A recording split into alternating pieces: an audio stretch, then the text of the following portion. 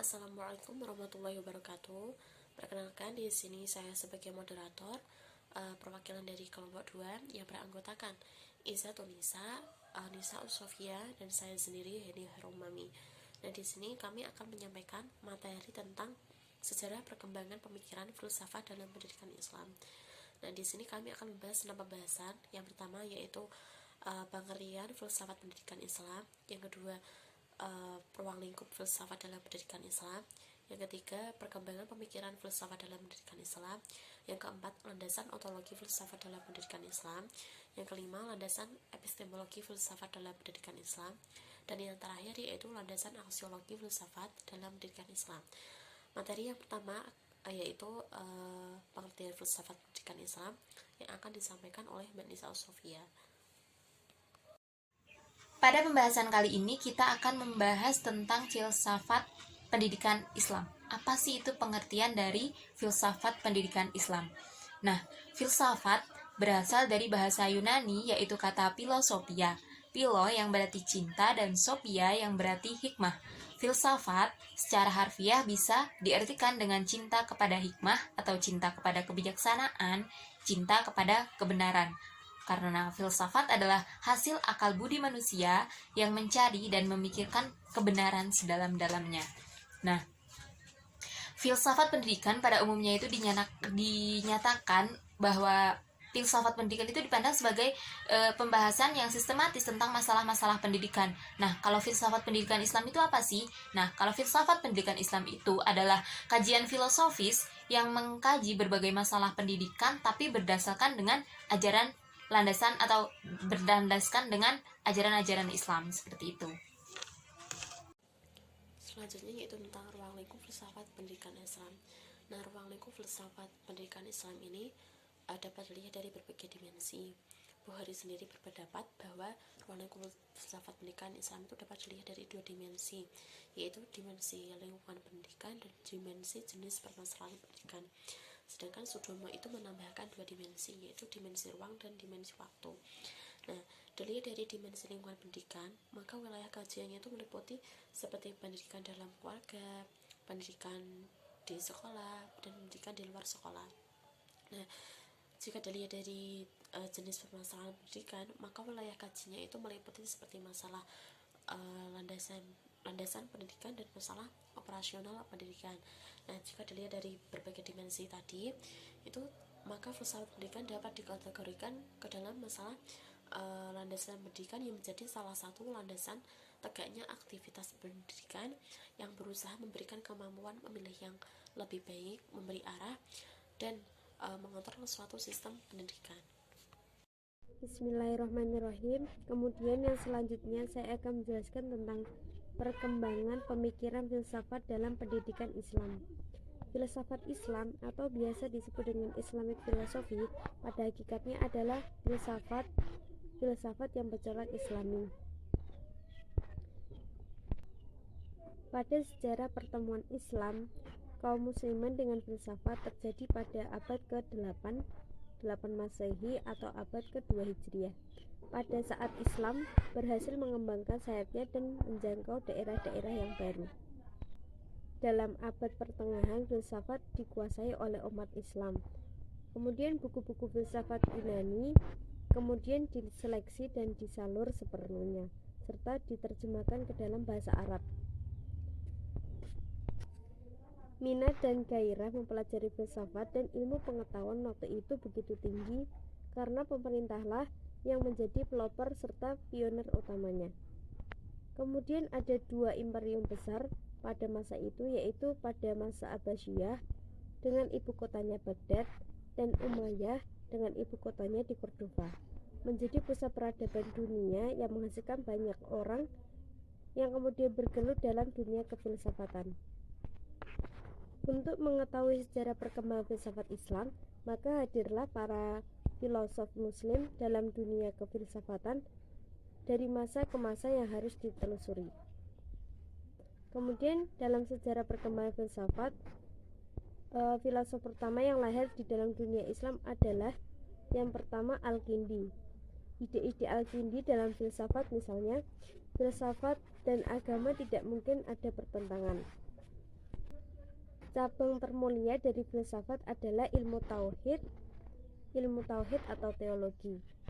Menurutnya, kalau ada kebenaran-kebenaran atau hakikat-hakikat, maka pasti ada kebenaran pertama, yaitu al-haq al-awwal. Hakikat yang pertama yaitu Tuhan. Ia juga membicarakan tentang jiwa dan akal. Kemudian, filosof yang kedua adalah Al-Arabi. Dia banyak menulis buku-buku tentang logika, etika, ilmu jiwa, dan sebagainya. Ia juga menulis buku tentang persamaan Plato dan Aristoteles sebagai wujud keyakinan beliau bahwa filsafat Aristoteles dan Plato dapat disatukan. Kemudian filosof yang ketiga adalah Ibnu Sina. Ibnu Sina ini terkenal akibat dua karangan beliau, yaitu Al-Qanun fi Atib yang merupakan sebuah ensiklopedia tentang ilmu kedokteran yang telah diterjemahkan ke dalam bahasa Latin pada abad ke-12 Masehi dan menjadi buku pegangan di universitas-universitas Eropa. Kemudian buku yang kedua yaitu Al-Shifa Al-Qanun yang merupakan ensiklopedi tentang filsafat Aristoteles dan ilmu pengetahuan. Di dunia barat, Ibnu Sina dikenal dengan Avicenna. Dan di dunia Islam sendiri dia diberi gelar Al-Syekh Ar-Rais. Filosof yang kedua yaitu Ibnu Miskawayh. Beliau lebih dikenal dengan filsafat akhlaknya yang tertuang pada bukunya, yaitu Tahdzib al-Akhlak.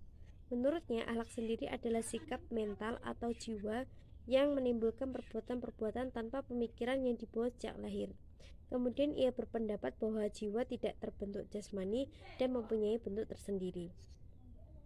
Kemudian yang selanjutnya adalah Al-Ghazali. Selain filosof, Al-Ghazali juga termasuk sufi. Jalan yang ditempuh Al-Ghazali di akhir masa hidupnya meninggalkan perasaan syak yang sebelumnya mengganggu jiwanya. Berdasarkan uraian-uraian terdahulu, maka dapat dipahami bahwa perkembangan filsafat Islam pada mulanya terwariskan dari karangan-karangan filosof Yunani yang kemudian diterjemahkan ke dalam bahasa Latin dan berpengaruh bagi ahli-ahli Eropa sehingga ia diberi gelar penafsir, yaitu penafsir filsafat Aristoteles. Filosof yang selanjutnya adalah Ibnu Rushd. Ibnu Rushd ini memiliki pendapat bahwa antara lain Islam dan filsafat tidak bertentangan. Bahkan ia menambahkan bahwa setiap orang wajib atau sekurang-kurangnya dianjurkan untuk mempelajari filsafat.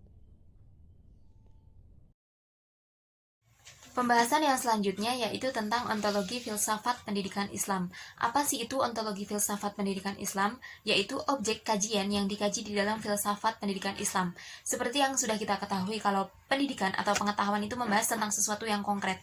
Tapi di dalam pendidikan Islam tidak hanya yang konkret saja, tetapi melainkan yang gaib. Karena secara realita yang gaib itu memang benar-benar ada. Nah, apa aja sih objek yang dikaji di dalam filsafat pendidikan Islam, yaitu ada sang pencipta atau khalik, yaitu Allah. Kenapa Allah dibahas dalam filsafat pendidikan Islam? Karena Allah itu yang menciptakan alam semesta ini. Walaupun demikian, Allah itu menciptakan tidak hanya menciptakan, tetapi tetap mengurus sampai usai dan sampai tercapai tujuan penciptaan alam semesta ini. Nah, yang kedua itu yaitu ciptaannya atau makhluk.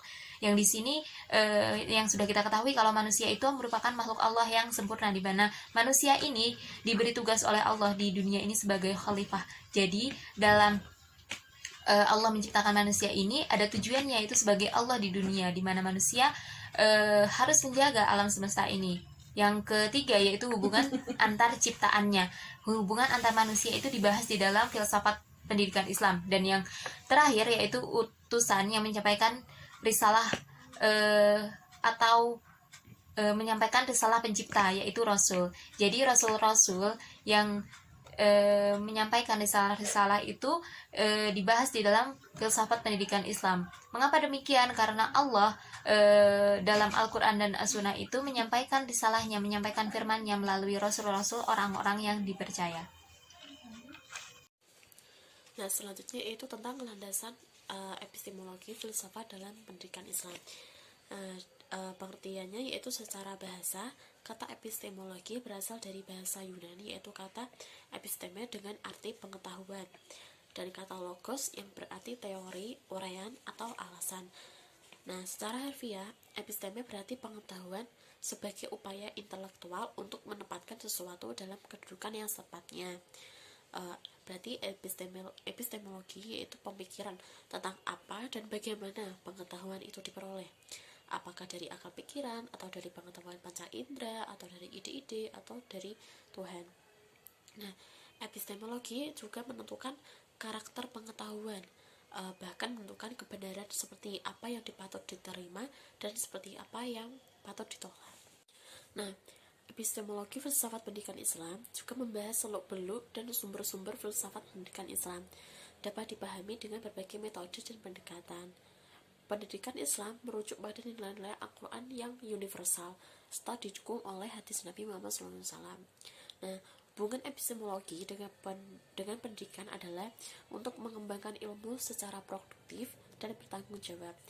Epistemologi diperlukan dalam filsafat pendidikan Islam antara lain dalam hubungannya dengan dasar kurikulum, yaitu menyangkut materi yang bagaimana serta bagaimana cara menyampaikan pengetahuan kepada anak didik di sekolah. Selanjutnya, saya akan menjelaskan tentang landasan aksiologi dalam filsafat pendidikan Islam. Secara etimologi, aksiologi berasal dari bahasa Yunani yaitu aksios dan logos. Aksios sendiri berarti nilai dan logos berarti ilmu, teori, dan gagasan. Maka aksiologi merupakan cabang filsafat yang mempelajari nilai dan secara singkat dapat diartikan dengan teori ilmu. Menurut KBBI, aksiologi adalah kegunaan ilmu pengetahuan bagi kehidupan manusia. Aksiologi dalam pendidikan Islam merupakan suatu pendidikan yang menguji dan mengintegrasikan semua nilai dalam kehidupan manusia, kemudian menjaganya, membinanya di dalam kepribadian peserta didik, dan merupakan salah satu cabang filsafat yang mempelajari tentang nilai-nilai atau norma-norma terhadap suatu ilmu. Nilai yang diajarkan pun dalam pendidikan Islam kemudian dituntut untuk mampu membentuk dasar moral dan etis kehidupan berdasarkan nilai-nilai ketuhanan. Jadi pendidikan Islam bertugas untuk menginternalisasikan nilai-nilai Islami, juga mengembangkan anak didik agar mampu melakukan pengalaman dari nilai-nilai itu secara fleksibel. Kemudian hal ini berarti pendidikan Islam secara optimal harus mampu mendidik agar memiliki sifat kedewasaan atau kematangan dalam beriman, bertakwa, dan mengamalkan hasil pendidikan yang diperoleh terhadap perkembangan kemajuan zaman dan menciptakan para mujtahid dalam bidang duniawi maupun ukhrawi. Mungkin hanya itu yang dapat kami sampaikan, kurang lebihnya mohon maaf. Wassalamualaikum warahmatullahi wabarakatuh.